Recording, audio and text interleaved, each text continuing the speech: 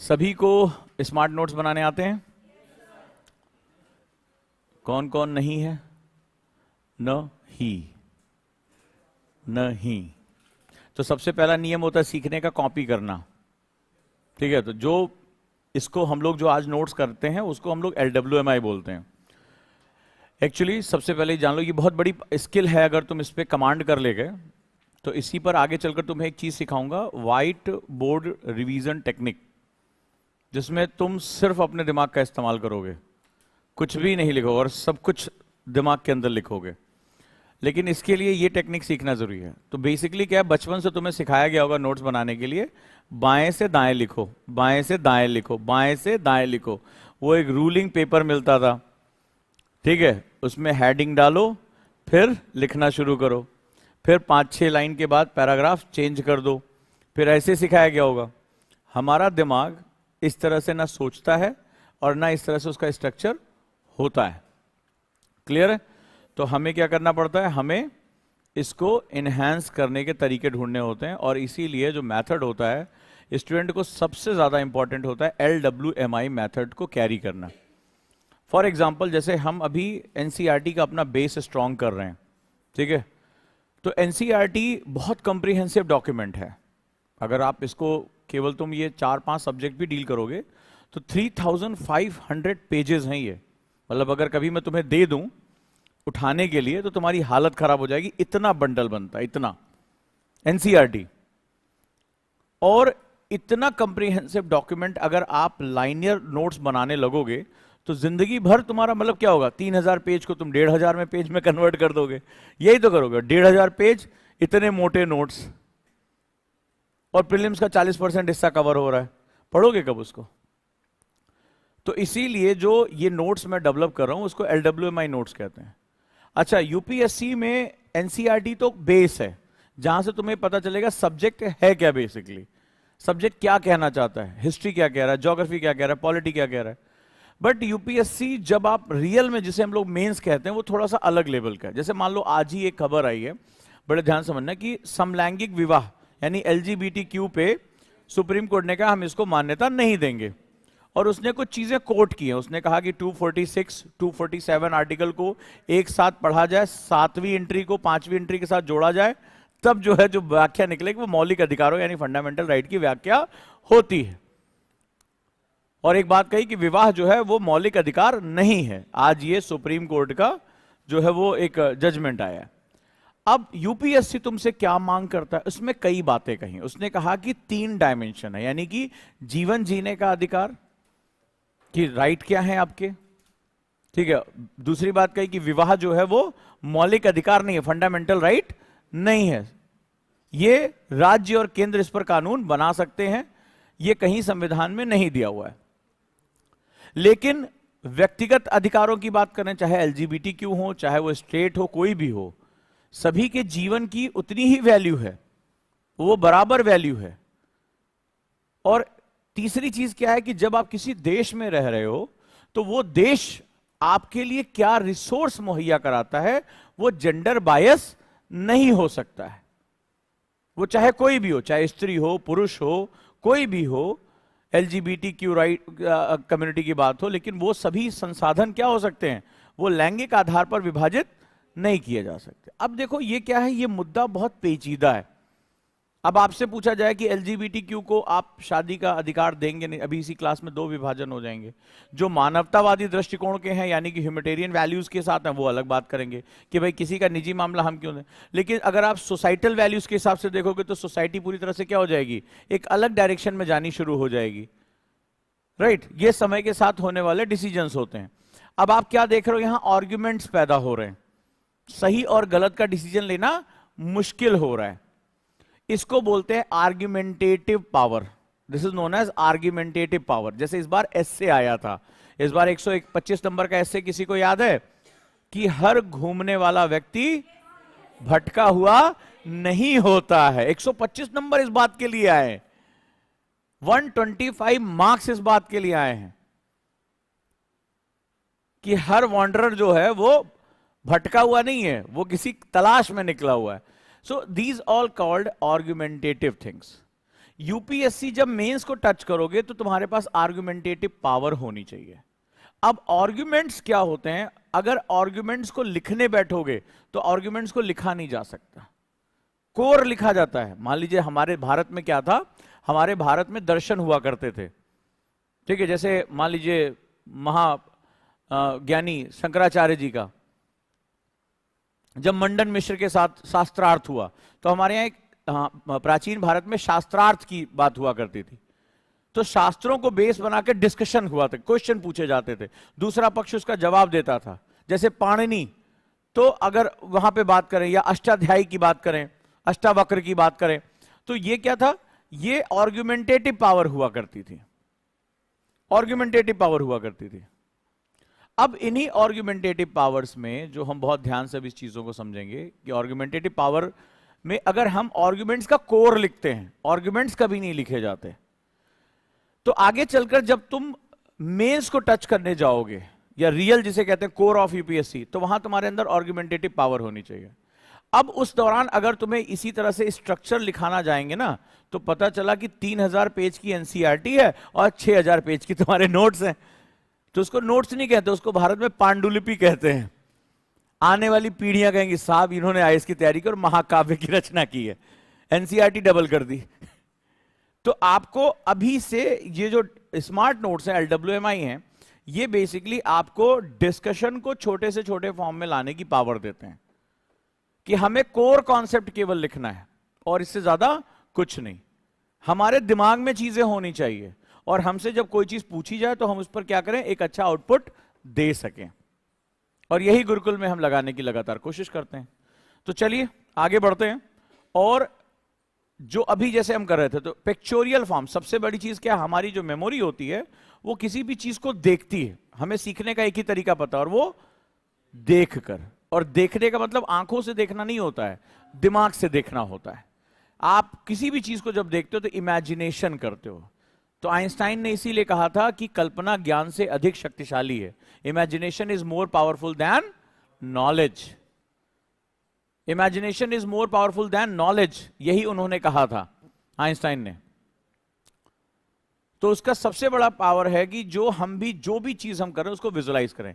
इसीलिए हिस्ट्री में हमने शुरू किया कि चलो एक बार हम मैप से देखते हैं कि कौन सी चीज कहां है, और यही कारण है कि मात्र 2 क्लासेस में हमने कितने ज्यादा क्वेश्चन कर डाले। आपने प्रीवियस ईयर पेपर जाके देखा घर पे, कितने क्वेश्चन निपटा रखे हैं आपने? और उसका यही कारण है कि आपको यह चीज सिखाना है कि यूपीएससी में सब्जेक्ट्स नहीं होते। कई लोग कहते हैं कि सब्जेक्ट कब पूरा होगा, तो उनका करियर पूरा हो जाता है उसी दिन। यूपीएससी में सब्जेक्ट्स नहीं होते, यूपीएससी में टॉपिक्स होते हैं। एक सब्जेक्ट दूसरे सब्जेक्ट के अंदर घुस जाता है, राइट? हिस्ट्री बिना ज्योग्राफी के नहीं हो सकती, ज्योग्राफी इकोनॉमिक्स पे डिपेंडेंट करेगा, इकोनॉमिक्स ज्योग्राफी पे डिपेंड करती है। ये बार बार मैं कहता हूं, एब्सोल्यूट सब्जेक्ट यूपीएससी में नहीं होते, वो तुम्हारे अपने यूनिवर्सिटी में उसको छोड़ के चले आओ। यहां इंटरलिंकिंग की जाती है। इसीलिए यूपीएससी का पहला क्वेश्चन इस बार क्या था मेंस का? How geography defined the course of ancient history. किस तरह से भूगोल ने प्राचीन भारत की रूपरेखा तय की। और मात्र 2 क्लासेस में मैं इतना कॉन्फिडेंट हूं कि अगर आपने ढंग से मुझे सुना होगा और मैप पे भी काम कर लिया होगा, तो आज मेरी क्लास का सिंगल कोई स्टूडेंट ऐसा नहीं है जो इसका जवाब ना दे सके। और सिर्फ जवाब देना नहीं, वो इस पर अच्छे से जवाब दे सकता है। तो ये एक बड़ी अच्छी बोहनी है कि भाई चीजें सही चल रही हैं। इसीलिए जो लोग अभी सो रहे हैं, घर पे एंजॉय करें, उनको बुला लो, उनको बुला लो। फोन ऑन तो नंबर होगा ही ना, उनको वापस बुलाओ। भाई हमारा फर्ज है, जो भूले बिसरे लोग हैं उनको खींच के बुलाना पड़ता है कई बार। भटके हुए लोग हैं, तो भटके हुए लोग हमेशा, ठीक है, घूमने हुए लोग हमेशा भटके, उनको वापस बुलाओ कि चलो अच्छा चल रहा है, सब कुछ मजा आ रहा है, चलो आगे बढ़ते हैं आज। तो आज हम लोग ये जो आपको लग रहा होगा कि सर केवल इतना ही पढ़ाएंगे, बहुत स्ट्रक्चर 14 टॉपिक, लेकिन 14 टॉपिक से पहले मैं आपको मैपिंग करना सिखा रहा हूं कि हिस्ट्री में भी मैपिंग कितनी पावरफुल होती है, राइट? तो इसको आपको साथ साथ करते जाना। और अभी बेसिक आपको सीखना है कि स्मार्ट नोट्स बनाते कैसे हैं, एलडब्ल्यूएमआई नोट्स कैसे बनाते हैं, पूरे पूरे सब्जेक्ट को एक पेज पे कैसे लेकर आते हैं, ये आपको सीखना है। और मैं ऐसे ही पूरा पढ़ाऊंगा, मेरे नोट्स ऐसे ही होंगे। लॉजिक बेस पे होंगे, ठीक है। और आज सुबह आरएफआर किसने किसने क्लास की? बाकी लोग क्या कर रहे हैं? कैसी रही आज की क्लास? आपने प्री किया, मार्क्स अपने बढ़ाए, तुरंत खत्म होते होते मेंस भी कर दिया। और अगर आप जाके देखोगे upsc.gov.in पे, ये 2022 मेंस का क्वेश्चन था जो मैंने खत्म किया। तो मैंने कल आपको एक फॉर्मूला बताया था, याद है? ओजांग सर का फॉर्मूला क्या था? ये स्टूडेंट लिख लो भैया, टाइम और प्रेशर में व्युत्क्रमानुपाती, ओजांग सर लॉ, ठीक है। अरे होना चाहिए ना, ओजांग सर लॉ। टाइम और प्रेशर में व्युत्क्रमानुपाती संबंध होता है। टाइम जितना कम होता जाएगा प्रेशर बढ़ता जाएगा। तो हमें इसको कैसे खर्च करना है? रेशनल खर्च करना है, ठीक है। और साथ ही साथ तैयार रहना है, जिंदगी हमारे हिसाब से चलती नहीं है। तो भाई कल को हमारे पास जैसे आरएफआर मेथड हो गया, तो आरएफआर मेथड में मुझे पता है भाई मेरा प्रीलिम्स निकल जाएगा और उसी जानकारी से मेरा मेंस भी हो जाएगा। तो बस हो गया मेरा काम। तो ये करते रहना। जो लोग अभी नहीं, जिन्होंने अभी तक बिस्मिल्लाह नहीं किया, जिन्होंने अभी तक शुरुआत नहीं की है, वो वेट ना करें आरएफआर का, ठीक है। वो ज्वाइन कर लें उसको, एक एक दिन बड़ा। और जिनको लग रहा है कि अरे 2026-27 में, उनके लिए तो और इंपॉर्टेंट है। 24 वालों की तो जान फंसी पड़ी है, उनके पास तो बचने का कोई तरीका नहीं है। अगर आज कई मेरे स्टूडेंट ऐसे थे जिन्होंने मुझे मैसेज किया कि हाँ हमने इग्नियस रॉक पढ़ रखी है, आग्नेय चट्टान पढ़ रखी है, पढ़ी गई चीज में आधे क्वेश्चन नहीं हुए उनके। क्योंकि दुनिया की कोई भी किताब, चाहे वो एनसीईआरटी क्यों ना हो, चाहे वो कोई भी चीज हो, वो कभी भी यूपीएससी के सारे क्वेश्चन कवर नहीं कर सकती है। तो क्वेश्चन अपने आप में स्टडी का एक तरीका होता है। अब आज उनको बहुत सी ऐसी चीजें पता चली जो उनकी टेक्स्ट, चाहे जीसी लियोंग हो, चाहे कोई भी बुक हो, वो उसको कवर नहीं कर पा रही है। सो ये हमें ध्यान रखने की बड़ी जरूरत है। तो आरएफआर एक ऐसा इन्वेस्टमेंट है जो आपको काफी हद तक कॉन्फिडेंट कर देगा। अब आरएफआर में मैं एक और नई चीज करने जा रहा हूं कि आरएफआर और जो मैं आपको एनसीईआरटी पढ़ा रहा हूं, एनआईएस पढ़ा रहा हूं और तमिलनाडु, सबको मिक्स करके जो मैं पढ़ा रहा हूं, क्योंकि मुझे कोर टॉपिक निकालने हैं, जहां से वो 14 टॉपिक है जहां से यूपीएससी क्वेश्चन टच करता है, ठीक है। और मैंने आपको पहले दिन बताया था वो क्यों टच करता है। वो टर्निंग पॉइंट ऑफ हिस्ट्री है। आपको बस वो यही जानना चाहता है कि इतिहास में आप क्या है। आप यूपीएससी एस्पिरेंट हो, आईएएस ऑफिसर बनोगे, आपको हिस्ट्री रटनी नहीं है, लेकिन इतिहास ने कहां कहां टर्निंग पॉइंट लिए। आप कैसे सीखोगे कि मैं आगे चलकर, मान लीजिए कल को आप रिजर्व बैंक के गवर्नर बन गए, भारत को सोने की चिड़िया बनाना, इतिहास में कहां है आपके दस्तावेज सोने की चिड़िया के? तो आप समुद्रगुप्त का काल देखते हैं, फर्स्ट एडी से चीजें देखते हैं कि भारत कितनी महान सभ्यता थी जो इतना व्यापार किया करती थी। तो आप कैसे भारत को आगे लेके जा सकते हो? भारत किस तरह से अपनी बाउंड्रीज का विस्तार करता था, किस तरह से अपने इकोनॉमिक रिलेशनशिप रखता था।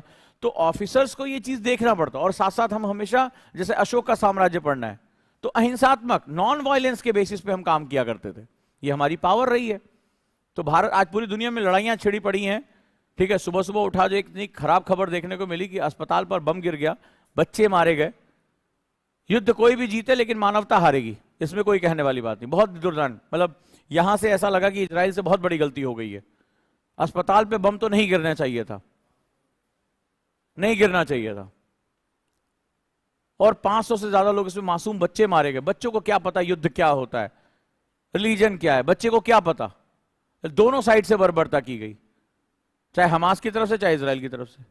तो क्वेश्चन वही है कि दुनिया को भारत क्या दे सकता है? अहिंसा। बुद्धिज्म, जैनिज्म के कॉन्सेप्ट में हम अहिंसा की बात कर सकते हैं। हम नॉन वायलेंस, हमारे जो है वो सेगमेंट में है कि हम सह अस्तित्व में विश्वास करते हैं। ये इतिहास का टर्निंग पॉइंट है हमारा। तो जब इतिहास से आपको ये लेसन्स मिलता है कि कितनी महान धरोहर का हिस्सा है हम, तो ऑफिसर के रूप में तुम क्या कर सकते हो? उसको लेकर जा सकते हो और लोगों को रास्ता दिखा सकते हो कि हमने हिस्ट्री से क्या लर्न किया है, हमारा इतिहास कैसा था, हम कितनी महान सभ्यता के लोग थे। आज हमारे शहरों की हालत इतनी खराब है कि आज दिल्ली में यह कहा जा रहा है कि 11.3 ईयर्स एज कम हो गई लोगों की एयर पॉल्यूशन की वजह से। 11.3 ईयर्स एज कम हो गई दिल्ली में एयर पॉल्यूशन की वजह से। एक आदमी जो है लगभग 11.5 साल कम जीने लगा है। ब्रोंकाइटिस से लेकर लंग कैंसर तक की बीमारियां तेजी से फैल रही हैं दिल्ली में। जल भराव की समस्या, अर्बन फ्लड यानी शहरी बाढ़, आज एक वास्तविक सच्चाई हो चुकी है। चाहे वो चेन्नई हो, चाहे वो मुंबई हो, बड़े से बड़ा मेट्रोपॉलिटन, स्वयं दिल्ली क्यों ना हो, आज क्या है, अर्बन फ्लड एक बहुत बड़ी सच्चाई बन चुकी। लेकिन भारत में ही हड़प्पा सभ्यता थी जहां एक बूंद पानी नहीं रुकता था, 100% drainage, urban culture, well planned culture. तो आज भारत वहां से यहां कैसे पहुंच गया, वहां से यहां कैसे पहुंच गया? अब लिखो मेंस का क्वेश्चन 3 साल पहले का, चलो लिखो, लगे हाथ, लिखोगे? और यही डिस्कशन है, यही तुम्हें सिखाना है कि डिस्कशन तुमने सीख लिया, यूपीएससी तुम्हारा है। और अगर तुम्हें लग रहा है कि कोई गुटका, कोई पत्रिका, कोई कुंजी आईएएस बना देगी, तो फिर भटकते रहो, कोई टेंशन नहीं है। चलो लिखो क्वेश्चन।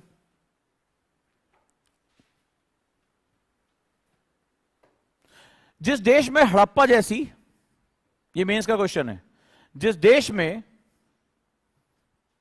हड़प्पा जैसी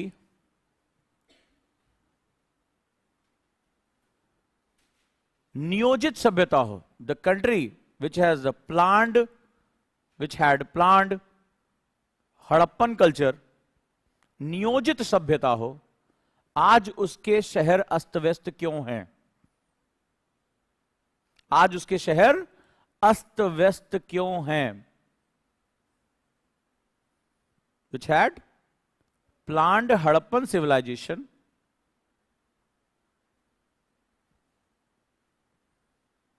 why our present day Indian cities are messy? CSAT की क्लास वैसे कई कोई पूछ रहा है, सीसैट की क्लास दिवाली के बाद शुरू करेंगे, थोड़ा छुट्टी उट्टी का टाइम है, ठीक है। चलो आगे बढ़े।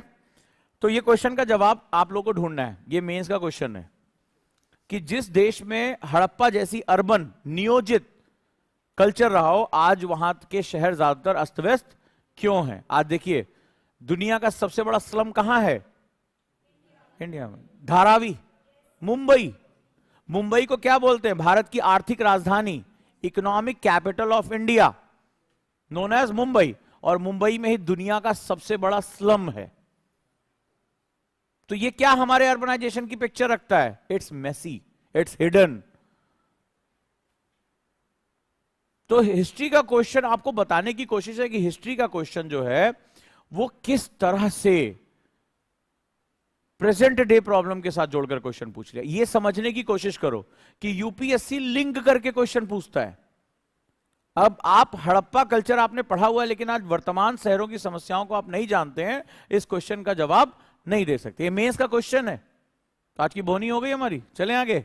चलो, तो अब इस ओजांग सर फॉर्मूला को याद रखना कि टाइम कम होता जाएगा, प्रेशर बढ़ता जाएगा। और अभी जैसे किसी का, जैसे हमारे मित्र हैं, इनसे एक दिन मैंने पूछा कब देना, बोला 27 में देना। ये अलग ही बोल रहे थे। मैंने डांटा वाटा सबको एक दिन, अरे ऐसे करो वैसा करो, तो बस से धीरे से उतर के आए। टेंशन वेंशन क्यों नहीं है सर, 27 में देना है। तो देखो क्या है, टाइम ज्यादा है तो प्रेशर कम है ना? तो टाइम कम है तो प्रेशर ज्यादा। तो आपको टाइम को रेशनल यूटिलाइज करना, और वो तभी होगा जब आप स्मार्ट स्टडी करोगे। सभी के पास यूपीएससी का सिलेबस है? पढ़ते रहो उसको, बार बार बाइबल की तरह इस्तेमाल करो। दूसरा, न्यूज़पेपर अब मेरी क्लास में कोई भी बिना मैप के नहीं पढ़ेगा। आदत डाल लो, बहुत अच्छा कर रहे हो आप लोग। सभी लोग मैप के साथ पढ़ना है, बिना मैप के न्यूज़पेपर नहीं पढ़ना है। खत्म हो गई बात। जो भी चीज है उसको देखना है मुझे कहां है, अब फिर देखना कुछ दिन के अंदर तुम्हारे अंदर क्या चेंज आएगा। तीसरा, प्रीवियस ईयर क्वेश्चन पढ़ते रहा करो।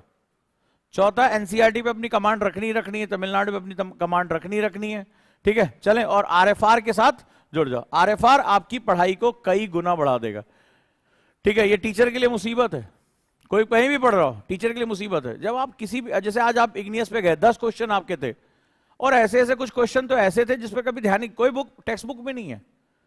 बच्चों ने खुद कहा हमने पढ़ा था, लेकिन इतने क्वेश्चन इसके अंदर से निकल आएंगे हमें नहीं पता। अब क्या हुआ, वो 10 के 10 क्वेश्चन बिल्कुल पता चल गया कि 10 नए डायमेंशन हमें पता चल गए।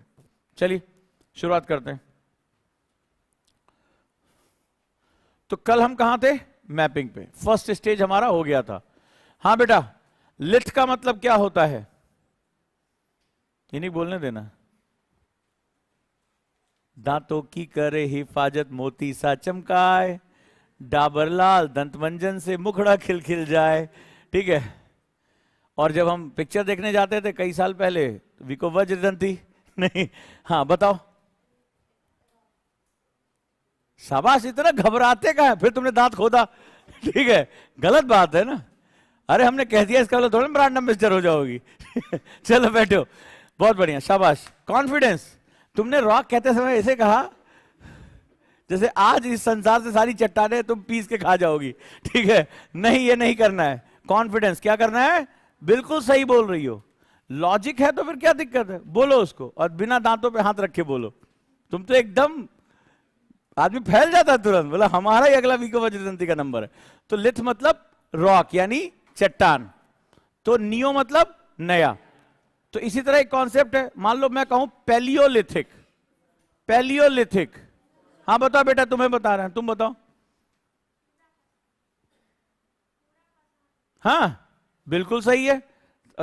तुम हमें देखते समझ में नहीं आ रहा है, बता रही हो, पूछ रही हो, कंफ्यूज हो, कॉन्फिडेंट हो, कहां से आते इतने भाव।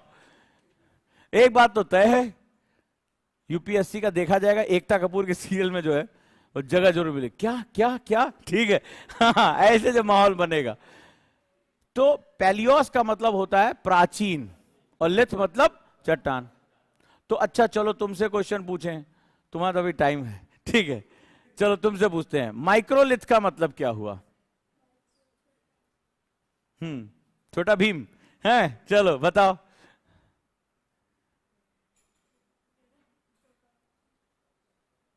माइक्रोलिथ, मेसोलिथ, मेसो मतलब मध्य, लिथ मतलब चट्टान। तो कुछ भी याद नहीं रखना है। जैसे कल हमने बात की थी, एक इंजन उड़ाया, क्रायोजेनिक, फ्यूल कौन से फॉर्म में यूज करेंगे। अच्छा ये बताओ कि नॉन क्रायोजेनिक इंजन से वो ज्यादा दूरी तय करेगा या कम। इकट्ठे ना बोलो यार, पता ही नहीं चलता जो लोग नहीं बोल रहे हैं। हाँ तुम बताओ, हाँ तुम बताओ, चश्मे के आगे, हाँ हाँ तुम बताओ, चश्मे के पीछे, ठीक है। तीतर के दो आगे तीतर, और तीतर के दो पीछे तीतर, बताओ कितने तीतर, ठीक है। अब आगे देखते हैं, हाँ तुम बताओ। हाँ कम कौन बोला, तुमने बोला। हाँ कुछ तूफानी तो करना ही है। ये देखो हंक बॉय हैं, इन्हें हमजा थम्सअप की जरूरत पड़ती है, तो इन्होंने कहा वो बेचारा सही बोल रहा था। ऑब्वियस सी बात है, तो इन्हें कुछ तूफानी करना था, रहा नहीं जा रहा था।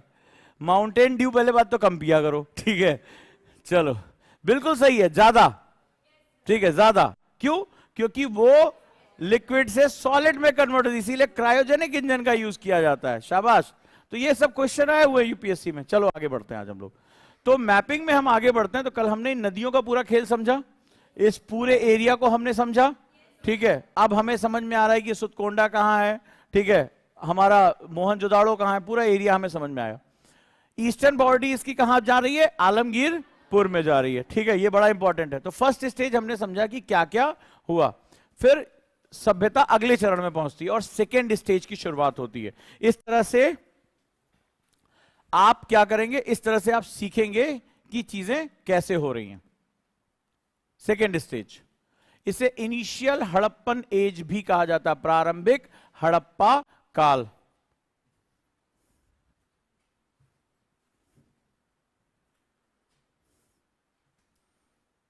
प्रारंभिक हड़प्पा काल, द्वितीय चरण लिखो, 3500 2600 बीसी के बीच में। बीसी मतलब बिफोर क्राइस्ट, डिस्क्लेमर दे देता हूं, बिफोर क्राइस्ट 3500 से 2600 बीसी के बीच में, ईसा पूर्व। अब लोग धीरे धीरे क्या हुआ, क्योंकि अब आपको एग्रीकल्चर की जरूरत पड़ती है, और एग्रीकल्चर के लिए क्या चाहिए बेस, क्या बताया था, मिट्टी और पानी।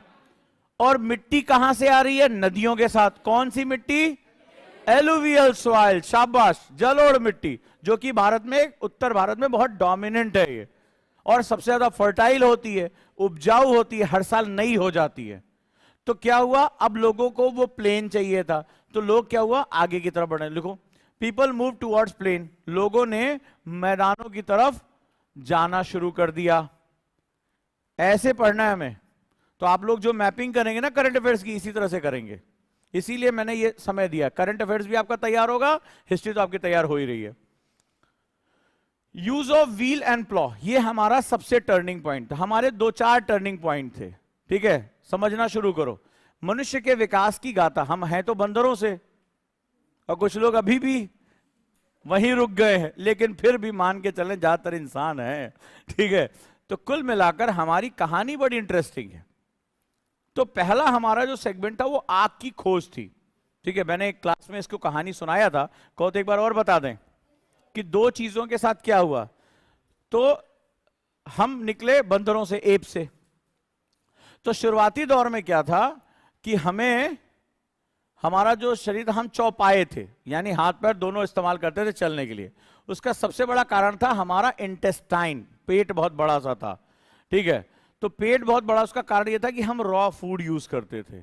तो हमें क्या करना पड़ता था, हाथ पैर दोनों का इस्तेमाल। जैसे गोरिल्ला ओरिल्ला को देखोगे तो क्या होता, जब हमें चलने के लिए हाथ पैर दोनों का इस्तेमाल करना, ये पफीनेस होती, जैसे आप दस्ताने पहन लो ताकि चलने में आसानी हो सके, ठीक है। तो गद्देदार होते थे ये पफी, इसमें जो होता। तो हमें, चूंकि हम रॉ खाते थे कुछ भी, तो लंबे समय तक पचाने के लिए हमें क्या करना पड़ता था, आराम करना पड़ता था। तो हमारे ब्रेन को भी बहुत ज्यादा ब्लड नहीं जाता था। हमारी क्रेनियल कैपेसिटी, जो जहां पर ये मस्तिष्क होता है, कुछ लोग ये अभी भी कम है, लेकिन तब ने बढ़ना शुरू नहीं किया था कुल मिलाकर, क्योंकि ज्यादा से ज्यादा ब्लड सप्लाई हमें भोजन को पचाने में इस्तेमाल होती थी, और हमारे हाथ पैर दोनों फ्री नहीं थे। तो हम हाथों का इस्तेमाल चलने के लिए करते थे, बैलेंस को मेंटेन करने के लिए करते थे। तो ये हमारा गद्देदार हुआ करता था। तो जब आप गद्देदार, जैसे मैं अभी आपको दो तीन मोटे दस्ताने पहना के और बोलूं पेन पकड़ के लिखो, तो अचानक से आप नहीं पकड़ पाओगे। सेम हमारी स्थिति, हमारी लाइफ में जो टर्निंग पॉइंट था उसने टूल्स ने किया, राइट। क्या था वो, टूल्स था, कि वो हमारे टूल्स सबसे ज्यादा इंपॉर्टेंट थे, जो हमारे टूल्स हैं। लेकिन टूल्स आप पकड़ोगे कैसे जब आप गद्देदार है। तो क्या हुआ, हमने आग की खोज कर ली, आग की खोज, डिस्कवरी ऑफ फायर, खोज पहले से थी, पत्थर रगड़ रहे हैं। इससे क्या हुआ, हमने भोजन पकाना सीख लिया। तो जो काम पेट करता था नेचुरली, वो हमने बाहर ही कर लिया। हमने क्या किया, जो भी हमारा भोजन था, हमने उसको, फूड को हमने पकाना शुरू किया, रोस्ट करना, पकाना शुरू कर दिया। तो इससे क्या हुआ कि जो पेट इंटेस्टाइनल कैपेसिटी की जो यूज करना था, वो यूज बंद हो गया। तो धीरे धीरे हमारा पेट का आकार छोटा होना शुरू हो गया। तो हम क्या हुए, हम धीरे धीरे होमो इरेक्टस हो गए, यानी हम थोड़ा सीधे खड़े होने शुरू गए। This is known as Homo erectus. और हमारा जो सेंटर ग्रेविटी, जैसे हमारी नाभि मानी जाती है, नेवल पोजीशन जो है, तो सेंटर ऑफ ग्रेविटी हमारी क्या चेंज होने लगी। तो जैसे जैसे पेट का आकार छोटा होता चला गया, क्योंकि खाने को पचाने के लिए ज्यादा मेहनत नहीं करनी है, तो हम धीरे धीरे होमो इरेक्टस में कन्वर्ट हो गए, हम सीधे चलने लगे। और इससे क्या हुआ, आपके हाथ फ्री हो गए। अब जब आपके हाथ फ्री हो गए, यानी अब धीरे धीरे समय के साथ क्या हुआ, ये ज्वाइंट्स ओपन होने लगे और हमारी ग्रिप अच्छी हो गई। क्या हो गई, ग्रिप अच्छी हो गई, यानी हम चीजों को अच्छे से पकड़ने लगे। बस ये हमारा टर्निंग पॉइंट शुरू हुआ। और जब हमने चीजों को पकड़ना शुरू कर दिया, तो हमने टूल्स, हमारी विकास की यात्रा में सबसे इंपॉर्टेंट क्या है, टूल्स। इजराइल कैसे हमास के ऊपर भारी पड़ गया, टूल्स। रॉकेट क्या है, टूल्स हैं। बॉम्ब क्या है, टूल्स हैं। टैंक क्या है, टूल्स हैं। अमेरिका किस लिए जाके सबसे ताकतवर माना जाता, बिकॉज टूल्स हैं उसके पास। तो मानव के विकास की जो यात्रा है, सब कुछ टूल्स हैं। ये रेलवे, ये फलाने ढिकाने, सब कुछ टूल्स है। तो इसने क्या किया, इसने चीजों को पकड़ना शुरू कर दिया, ठीक है। अब इसने क्या किया, अब इसने देखा, मान लो जानवर को पहले दौड़ के पकड़ने की कोशिश करता था, बेचारा ना, मनुष्य क्या है, सबसे घटिया किस्म का जानवर है। ना तो हम बहुत तेज दौड़ सकते हैं, ना हमारे कैनाइन टीथ हैं कि भैया फाड़ ले मांस वांस, भी नहीं है। ना हमारे नाखून कोई बहुत बड़े बड़े हैं कि मजबूत नाखून, शेर पंजे। हम बहुत घटिया किस्म के जानवर थे हम लोग, जिसे कहते थर्ड ग्रेड। तो हमने क्या देखा कि भाई हमने ऐसे पकड़ना सीखा और हमने थ्रो करना शुरू कर दिया कि हम इसको नुकीली चीज फेंक के मारेंगे, मर जाएगा ये घायल हो जाएगा, हम पकड़ लेंगे इसको। बस यहीं से हमारी कहानी बदल गई और हमने टूल्स का निर्माण करना शुरू कर दिया। फिर हम धीरे धीरे धीरे धीरे एडवांस टूल बनाने लगे। फिर हमें समझ में आया कि भाई ये मान लो पत्थर है, पत्थर में हम फंसा देंगे कोई डंडा या हड्डी, इससे हम हथौड़ी बना लेंगे, कुल्हाड़ी बना लेंगे। तो हम उन चीजों को भी काटने लगे जो हमारे अपने बस का नहीं था। जैसे पेड़ काटना हो गया, तो हमने कुल्हाड़ियों से, जो पत्थर की कुल्हाड़ियां थी, उससे काटना शुरू कर दिया। हमने शिकार करना शुरू कर दिया घेर के। हमने क्या किया, हमने लकड़ी पर या हड्डी पर आगे जो है टूल्स, जो नुकीले पत्थर थे वो बांध बांध के हमने मारा, हमें क्योंकि हमारी थ्रोइंग कैपेसिटी बढ़ गई just because of holding hands. तो ये हमारा पहला टर्निंग पॉइंट था। दूसरा हमारा टर्निंग पॉइंट हमारा आया जब हमने पहिए की खोज कर ली।